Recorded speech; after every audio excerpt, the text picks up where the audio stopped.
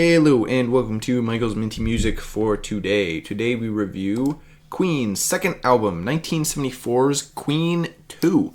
It's pretty good, definitely an improvement on their debut in my opinion. This is the track listing, and these are the tracks I added to my playlist, 8 out of 11, so most of them here. This album's pretty good, most of the tracks are good, and it flows pretty well overall. They specifically split the tracks between the sides. Most of the tracks written on side 1 were written by Brian May, with the exception of the one Roger Taylor song, while side 2 are all Freddie Mercury tracks. Given this restriction, it's pretty surprising that it flows well at all, and that the two sides even come together in a pretty cohesive way. Two really not really the same songwriters making an album that really sounds good as a whole, so pretty impressive. Side 1 is generally pretty slow, although it does speed up a tiny bit with the final track. And the first full track on the album, Father to Son, isn't quite as slow as the third and fourth tracks. The opening to the album isn't great, but Procession's kind of cool, so, by the time you hit side 2, you're definitely ready for what they've got, basically, here. Side 2's much quicker. Probably the fastest song on the album, Ogre Battle, starting off. It does go into some more ballad-esque stuff with Nevermore and Funny How Love Is, but the multi-kind of sectioned March of the Black Queen really pushes the album to the end, despite the slow sections in side 2. Side 2 is my preferred side, but they're both really good, and they both have a high level of quality, so.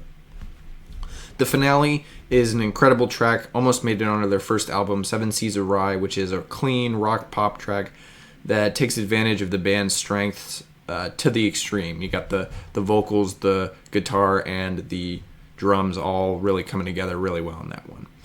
In terms of genre, the album is pretty consistently rock. There are some other sounds here and there, but it's mostly post-production stuff, which just kind of gives the rock some flavor. It doesn't really make it taste all that different, to go along with the metaphor.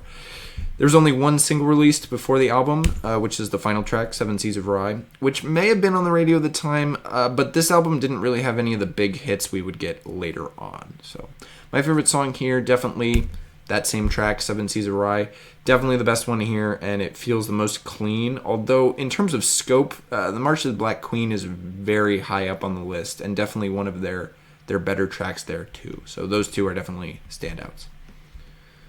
I rank this album 8th out of Queen's 15 albums, so the top of the bottom half. It's definitely a significant improvement over their debut album, but it's clear they haven't quite hit their stride yet in terms of major hits. Still, the consistency and quality puts this one above a handful of albums in their later career, while the lack of experience puts it below some of their best albums. Right in the middle is a good place for this album in the context of their entire career. There's a decent amount of stuff that it's better than, but still a good amount of stuff that is definitely more experienced and better done than Queen 2. Additionally, this album doesn't take my top spot from 1974 because Queen released another better album after this one in 1974 called Sheer Heart Attack, which follows in Queen 2's footsteps but is clearly more experienced, more polished, and just obviously better overall. Sheer Heart Attack is really their breakout album, and for a good reason. It's definitely really great. Next up is Fun's debut 2009 album, Aim and Ignite.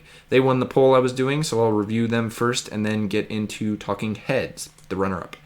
This album wasn't as popular as their second album, Some Nights, so I'm interested to hear some less overplayed songs from this band. So stay tuned for that, and as always, stay minty.